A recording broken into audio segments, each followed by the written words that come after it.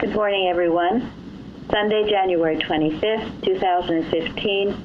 The subject is truth, and I think today we will start out with our lesson. There's a lot in this week's lessons to discuss, and then perhaps later on we'll get to the new birth.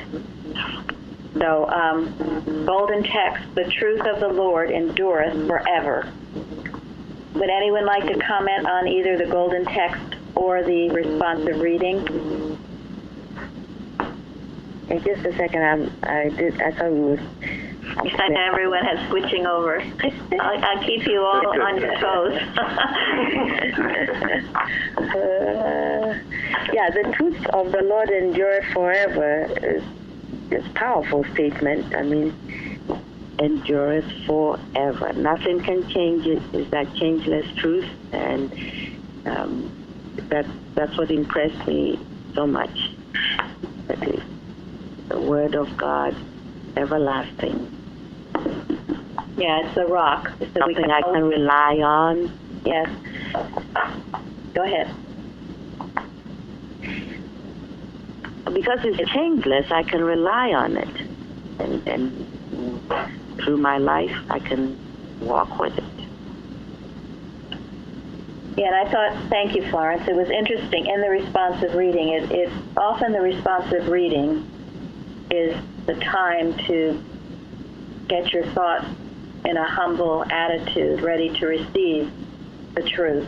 And before you read the lesson, you should pray to ask God that you be receptive to the truth in the lesson. Every morning, pray that. It's, unto thee do I lift up my soul, looking upward toward God, trusting in God. And show me thy ways, teach me thy paths. You don't feel you know something. God is our great and only teacher, and he's the one. And then lead me in thy truth. Again, teach me. On thee do I wait all the day. And then ask yourself, are you waiting on God all the day? Waiting on him, asking for his guidance and his direction.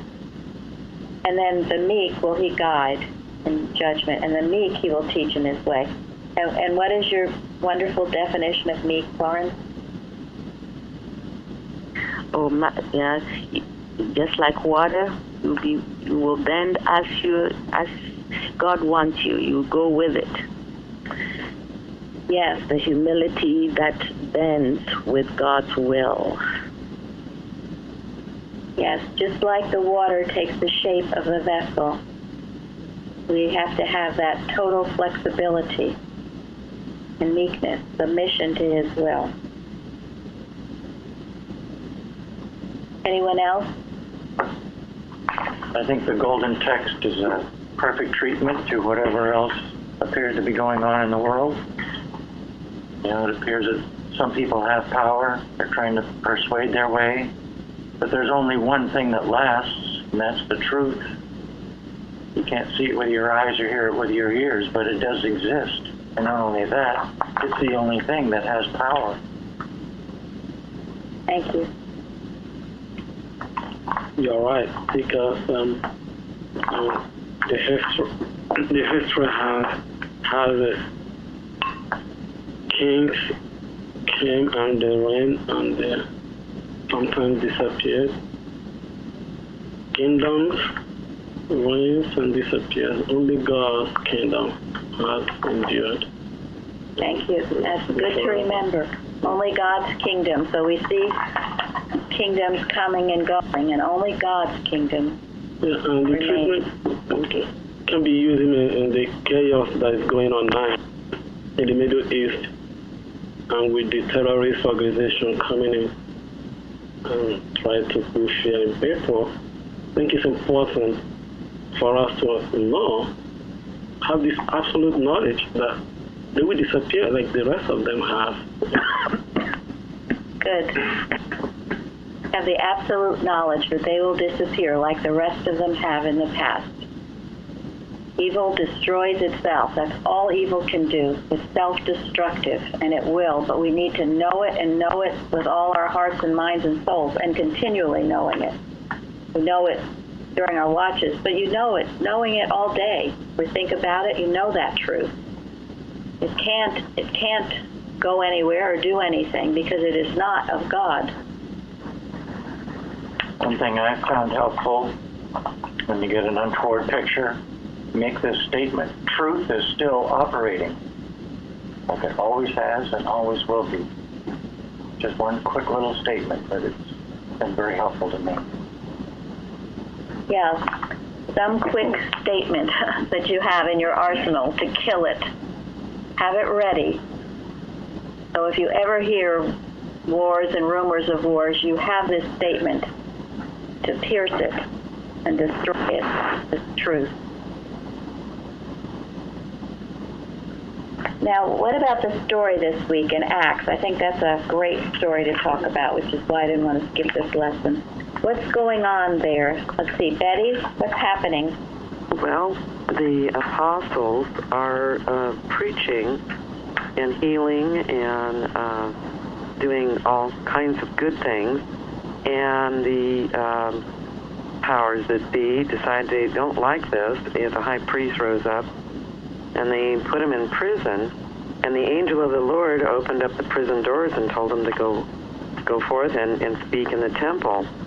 And so they did that, and they hauled him up in front of their tribunal. And my favorite part of this whole thing is they're wanting to put him to death and everything. And then this one Pharisee named, and I'm not sure how to pronounce it, Gamaliel, a doctor of the law. Anyway, he basically said, I'm turning over here, refrain from these men, and the main point he had to make was, if it be of God, you cannot overthrow it, lest haply ye be found even to fight against God. And that if it was the work of men, it would come to naught, and not to, you don't really need to do anything. And I just thought that was the truth, just shined right through all of that. Yes. Yeah, I was reading where in Matthew Henry, he said, thank God for these people, sane people, who can quiet things. Otherwise, the world would be caught on fire. That's pretty much what he says, when people get all incited. And here was the voice of reason, someone that they respected and listened to. And also, it proves to be true. And I think it's a wonderful way to think of most things. It's the tares and the wheat. You let it grow side by side, and the tares will become obvious, as will the wheat. Yeah, I think it's interesting, and in verse 19, when they were put in prison for doing the work that God sent them to do, and the angel came and opened the prison for them. I think it's interesting here that the instruction here when they were released from prison was to go back to the temple and do the same thing they were doing, that sent them to prison. I mean, it didn't tell them to back off or run away, just go back to the same people. I mean, for me, I think it was a very important part of the lesson, because like we see every day, everyone will try to silence the truth. Now it's up to us if we let it happen. We back off or continue to move forward. I mean, if it's your mission, if it's your,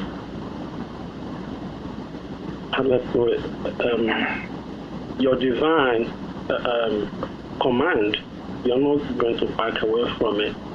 It doesn't matter what the punishment is, or the suffering, persecution. It's our mission, and we have to carry on. I think that's a great point, because how many times do we back off from doing something because even though we are confident that it's right, it's so opposed by so many others that it just seems like it's not worth it, and we back off and we don't forge ahead. I know it happens to me. When I feel like I'm running up against a brick wall, when the opposition seems to be strong, to back off seems like an easy thing to do. But but it's never the right thing to do.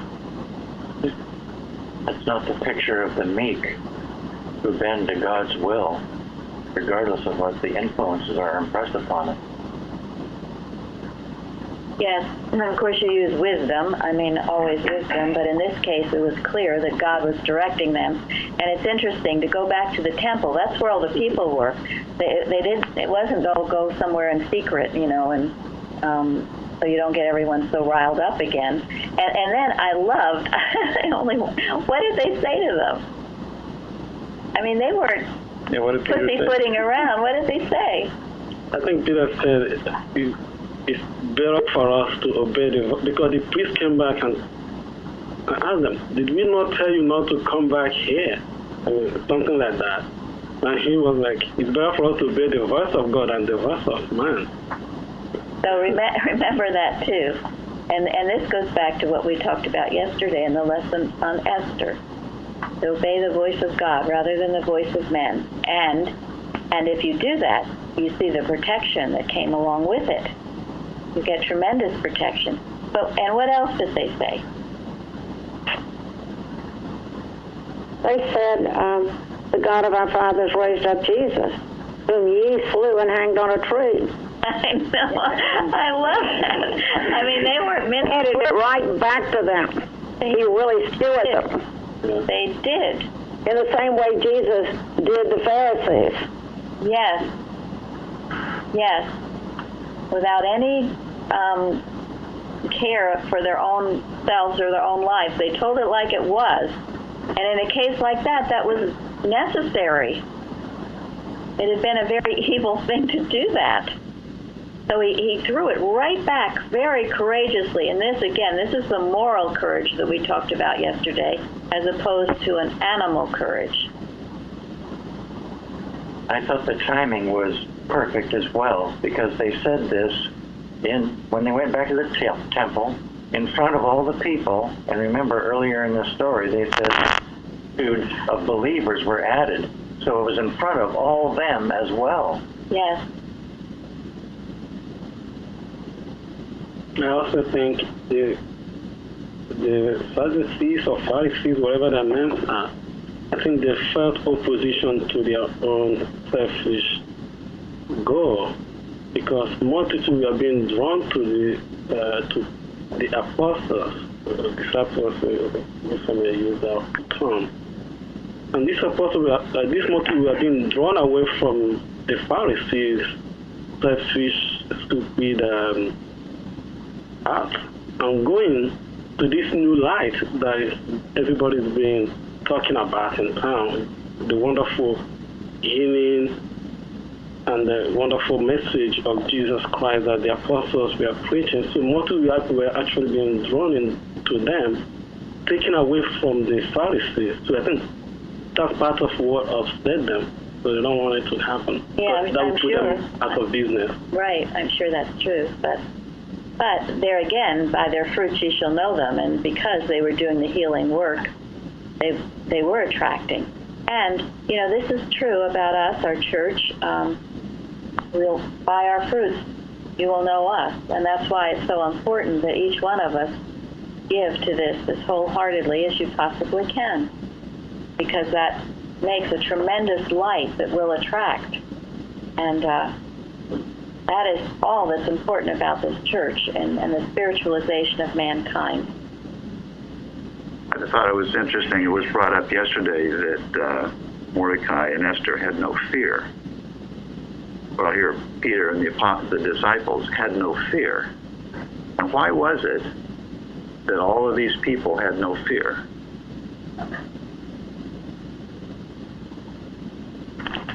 He trusted God. They loved God. They loved the truth so much that anything unlike the truth.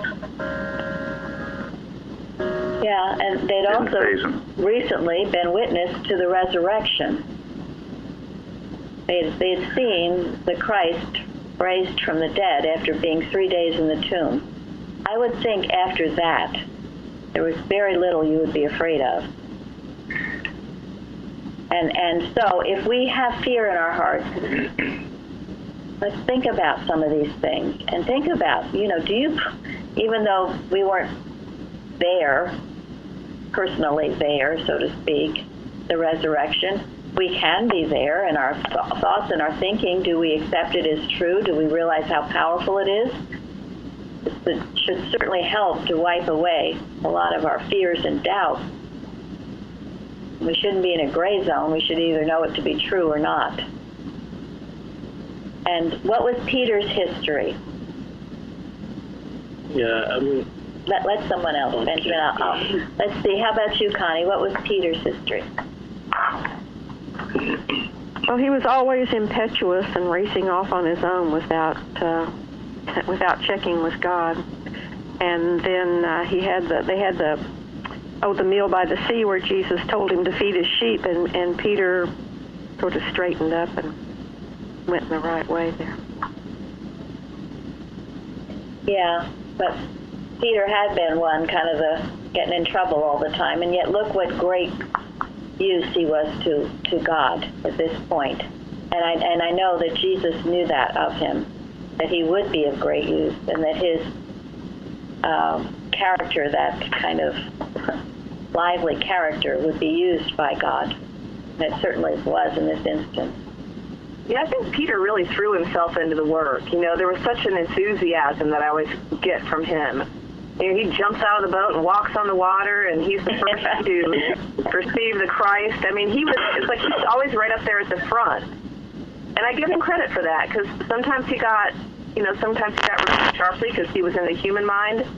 But, he had his own glimpses, really strong glimpses of the truth, and I think it's because he put himself out there. Yes, thank you. Yeah, he did. I mean, when Jesus asked his disciples, who was Jesus? Peter was the one who gave the right answer.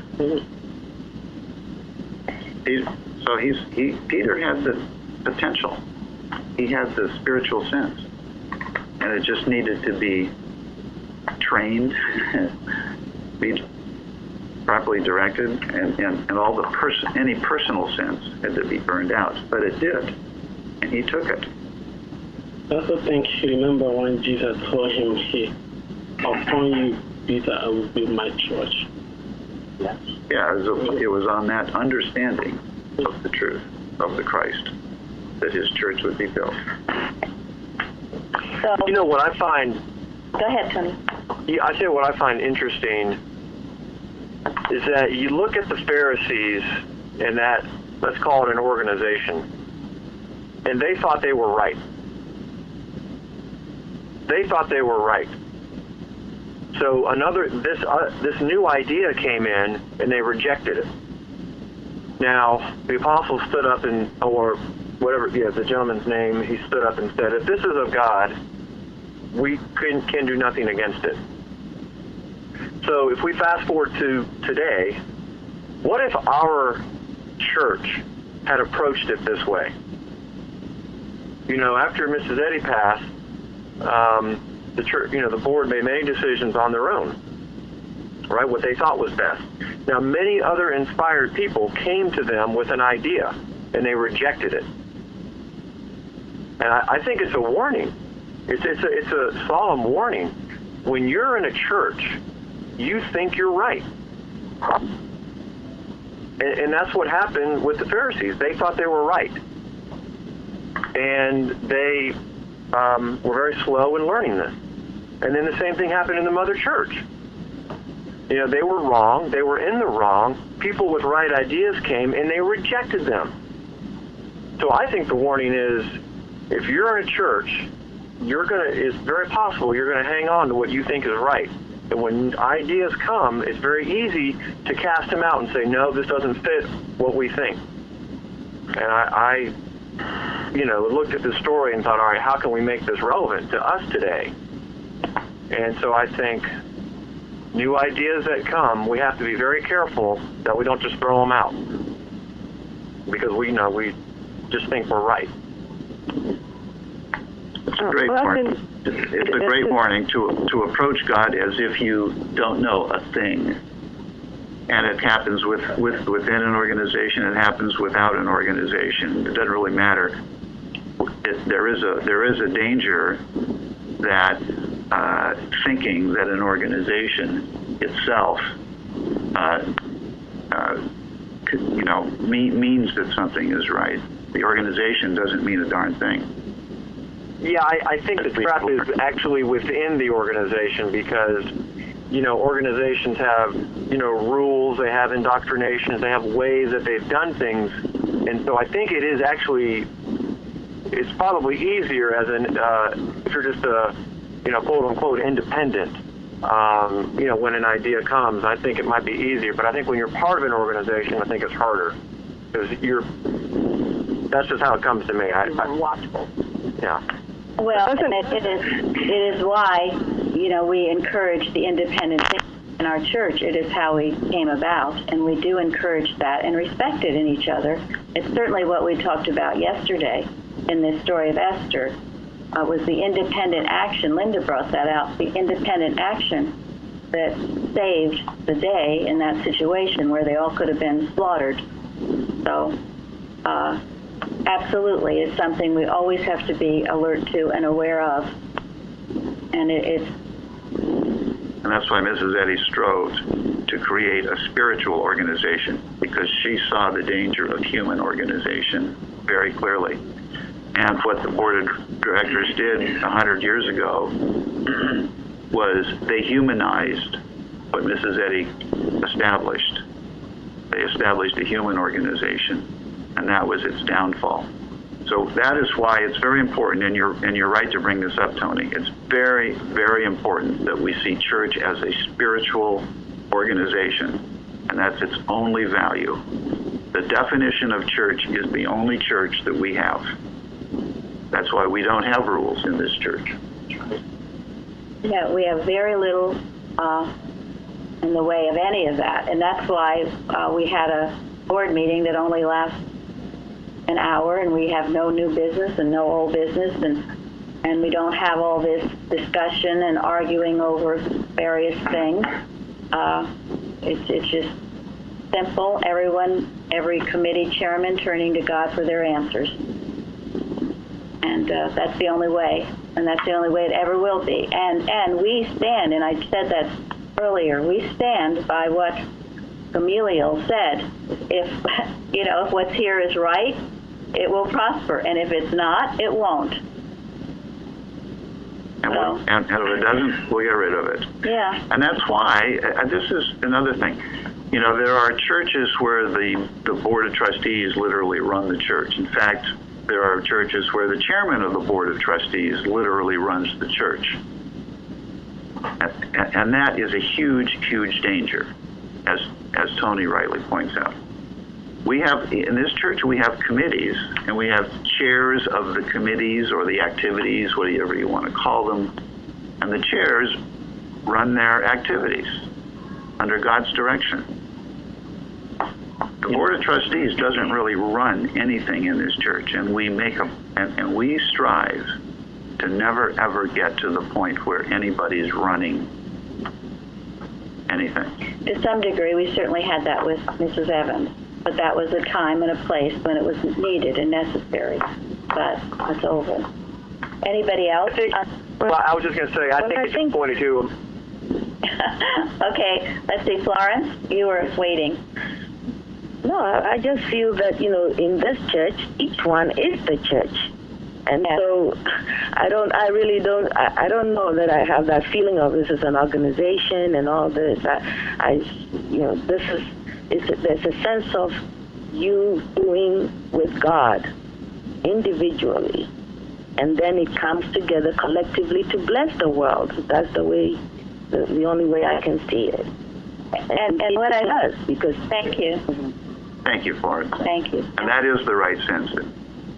And what I find so refreshing, if someone has a problem, something that they are upset with or don't like, then they step up and correct it. For instance, with Jim, where he missed the newsletter, so he wrote a newsletter. No one told him to do that. No one asked him to. He did it himself. And if you have an objection to anything, you have the freedom to rise up instead of just be critical of it, but to change it and to do something. You don't like the testimony? Give a good one. You don't like the reading? Volunteer to read and give some good ones. And it's wonderful to see people who are taking action, because what happens in an organization is where people just get critical. This isn't right, that's not right, I don't like him, he did something wrong, I don't like the curtains, I don't like this. Pretty soon they're no longer around, and well, they should be. Okay, who else was? Tony, did you want to? Anybody else? I wanted to add something too after Tony. Okay, Linda, go ahead. Well, Tony can go first. I can wait. No, you go right ahead, Linda.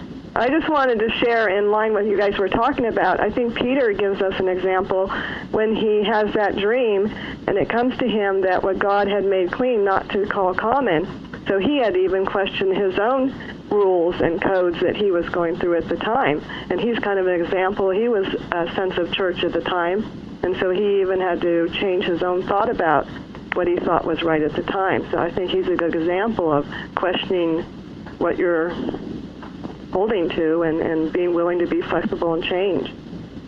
Very good. Excellent. Yeah. I mean, let's face it. Christianity was radical. Radical. Today, Christian Science is radical. I mean, it is something very radical. We need to be willing to change. Also, I wanted to go back to Gamaliel. He was a Pharisee. He was part of the organization. So I think we got to be careful about taking this organization thing and throwing it entirely out the window altogether. The thing that was important about him was that he didn't go along with what was going to be accepted with the rest of the group, but rather he had a conscience and stated what he did. As far as we know, he was the only one of the Pharisees that did this. He was also a teacher of the Pharisees. He was head in reputation, Yeah. doctor of the law, and a Pharisee. He was part of that group. And yet, he was the one who stepped up and did the right thing. So, being in the organization or out of the organization has got its issues, but the only thing that matters is the independent thinking, regardless of where you are. Where's God in all the picture? And it would be very difficult to have no organization. I mean, if we had no organization, we would have no lessons. We would have a lot of nothing. It requires something, a gathering of people, as Luann called it, collective love. You can call it whatever you want, but it requires getting along with each other and listening to each other's ideas and listening and accepting, or if you don't like it, to speak up. And we encourage that. So, one of the things. Go ahead. One of the things that I think that when we talk about Peter and when we think about independent thinking, this is what is so powerful about this group, because Mary Baker Eddy starts out saying, the time for thinkers has come. You know, so this radical truth is what we are working with again and again in humility. We have to rediscover what it is for us every time we work, and we work together, and that takes us further. Thank you. And Tom told me recently, that was very sweet. I don't know if he's still here and wants to say it for himself, but he said there have been many independents, and there probably will continue to be, but there's only one church that we know of that has survived and is doing all the things we're doing. And sure, we are not perfect. No one claims to be perfect, although that's their ultimate identity. But so we strive. Yeah, we're striving, and we have a lot of goals. Yes, and a lot of sleepless nights over many of these things. Asking God, praying what to do next.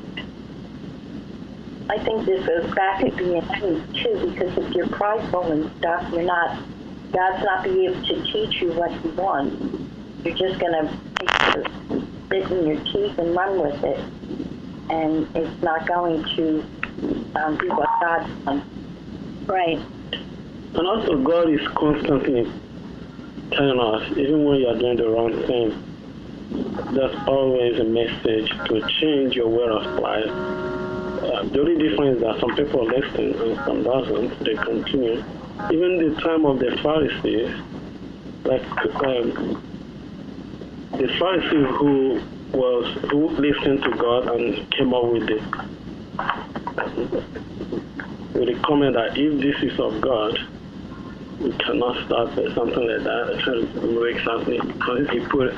But even the time of Paul, he was part of the Pharisees. I mean, he was well educated and he understands the laws correctly.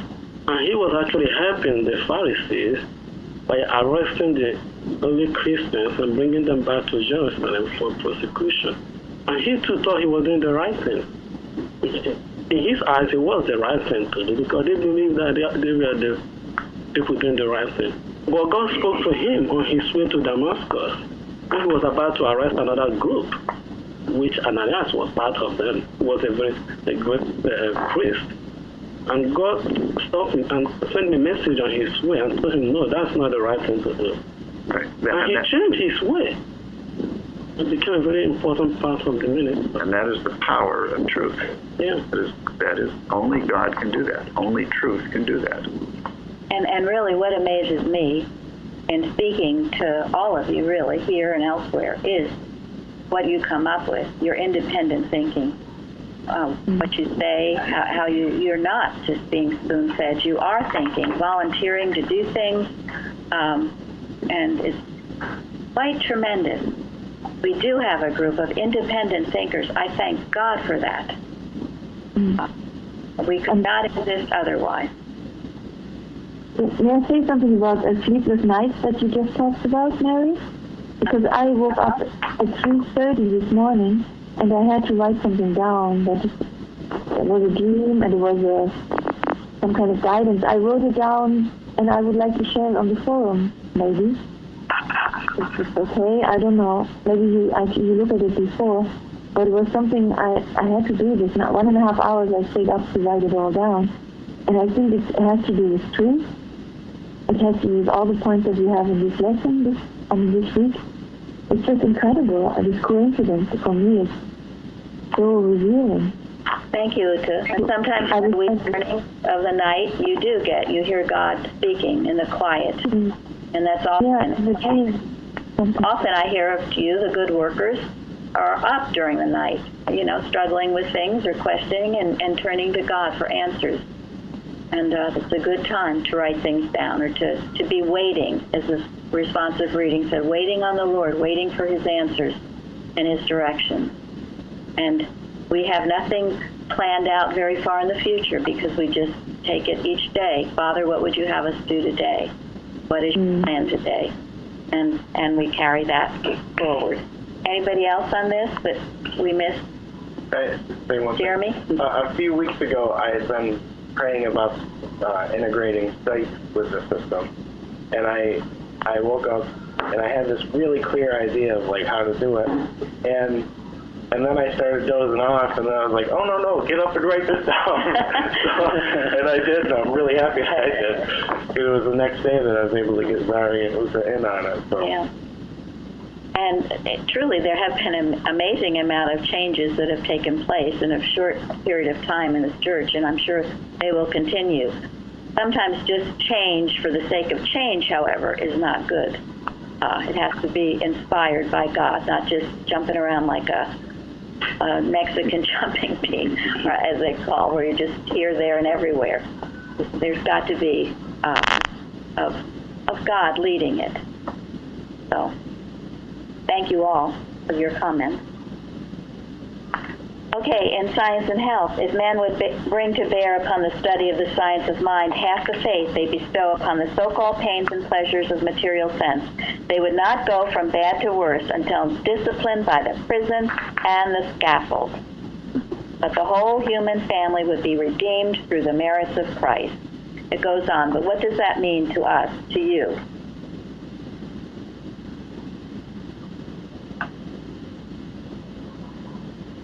You need to put a little effort into it. Yeah. Yeah, and you only need to put half the effort that you put into worldly things. Yeah, just 51% will do. Yeah. And to be disciplined by the prison and the scaffold. think of it, that's the direction you're going when your life is totally materialistic. You're going to, sooner or later, you're going to be disciplined by one of those. Not to mention that we have this wonderful opportunity to bring in the whole family, redeemed through the merits of Christ. You know, we don't always know what has happened, what our work is doing. We don't know. God knows, though. It's interesting, we've talked about when Mrs. Eddy was around and all her praying and working that she did. And what happened after she left. And one thing, I just read this recently in preparation for the Esther class, and I hadn't realized this, but in World War I, Germany was trying to get rid of the English language. And Eustace says that was the young child. To get rid of the English language would have been to get rid of Christian Science and Science and Health. Science and Health, yes. This came on the heels of Francis Thurber Steele being in Germany. This was a wicked plot going on. And Eustace speaks of it in his book. I think it's on a section called The Attacking of the Jews. But he brings that out. But you see, this happened after Mrs. Eddy passed. Many things happened, including, well, 2 world wars, the second one being unthinkable. So, go ahead. And Mary, when you think about English in Germany, when you read Dorothee von Moltke, she and her husband Helmut translated from English to German the first Science and Health. And there was this, people were afraid of working with another language. This is a fear in Germany today because they're afraid they don't get it right. And the translation business causes so many problems because we have to feel the spirit of what is written. And this is a big thing. And when you notice how Ute does, when she does her readings, you can tell that she feels both languages. And that's a big plus for Christian Science in Germany because most people only do everything in German and don't understand enough. Mm-hmm. Thank you. Mrs. Eddy had reading about it, quite anguishing over whether to have her textbook translated because she knew the importance of words. So these are just things I'm bringing to let you realize the importance of our work. Some things we do see. We know things that are getting better, happening, the leavening of truth going on, but there are other things we might never know about. But never doubt that this work is important. It's the most important thing you can be doing. And this sentence certainly brings it out. I know how hard it is for me. I think it's remarkable because that was, like he said, that's to get rid of Christianity from the world because without English, it's hard to understand. Like Luther said, to be able to, when you read, to feel, unless if you speak another language, to be able to feel the spirit, from the reading. I mean, that's why even right now, I just cannot read another translation when I read the Bible. I love reading King James Version of the Bible. And I was happy when I found out that that's what we read here. Even though it's written in Old English, but the feeling you have from reading it is different from when you read all these new translations they have out there. Yes. It's never the same. Yeah. And in our next Liberator, Linda's working on an article about the King James Version of the Bible. I'm announcing it. Anyway, but she'd seen that DVD about how the blood, sweat, and tears went into that translation of the Bible. Yeah. Yes. I think that the vitality and the truth that's in our Plainfield Church causes us to spend more and more of our life on the work of the church as opposed to the pains and pleasures of material sense. I mean, yeah, that's great, and that's true, and I feel that too. And I find myself, letting go of things to because there's more, I don't know, just inspiration from our communal operation of the truth to work more for this. Thank you. Okay. Right, and that's why each one of you has been led to the church, because you were ready to pitch in and do what God wants you to do. No, and I find what Fairley said is true too, which is of great value, that I spend probably a lot more doing this if we didn't have a church, if I was independent and maybe didn't have the accountability that we have here, to delve into some of the Bible stories, our lessons, our prose works, to listen, to pray, to be active. You have to learn to demonstrate. This is the reason, the only reason, that we gather together. And in doing this, it is a collective power of unity, spiritualizing the world. And don't doubt it. And if you do doubt it, then you shouldn't be here, or you should read prose works and other things which will tell you otherwise, which is why we do this. And Jesus even spoke of it. Anybody remember what he said about that? Where 2 or 3 are gathered together in my name, there am I in the midst of them. And it has to be in his name. And that's where we meet each other. That's why we feel like a family, because we have this common goal, purpose, love. And it's a tremendous thing. And it's a sacred thing. And it should not be thought of lightly or taken for granted. It's not easy to see this. This doesn't happen by being stagnant and falling asleep. Believe me, it doesn't. There's a lot of work that goes on behind the scenes constantly, and all of you who are part of it understand it and are coming to understand it more and more. Well, it seems like if you watch the early workers, even if some of them were out west, or if you go to the story about the woman in Germany, they're always, if you're doing your best work, you're surrounded by people. You're healing or teaching or working, so regardless of how it forms itself, you have to have some type of, a group, and so you need to understand church in the higher sense of how to work with people and be with people and feed them and be fed. So I don't think you can get away from it, even if you don't have the so-called human definition of church. Thank you. Oh, I'd like to say something from Germany. Sorry, may I say something? Okay, Luca. There is 500 years of Luther translating the Bible, and there will be celebrations all over Germany about that. The first printing of the Bible, for the Protestant church. Because first the Bible was only for the preachers in Latin, and he translated it into German for everybody. And that was a very tremendous thing. And that's how important. If it was just in Latin, no one else could read it. If you could only get Science and Health in the reading rooms, it's not available.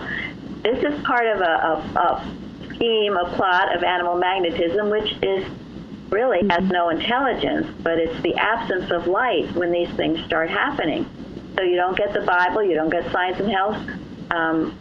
It all becomes, and then you don't spend any time reading any of it. You get all involved with your novels and your TV shows or your sports, and pretty soon it all just goes down the tubes.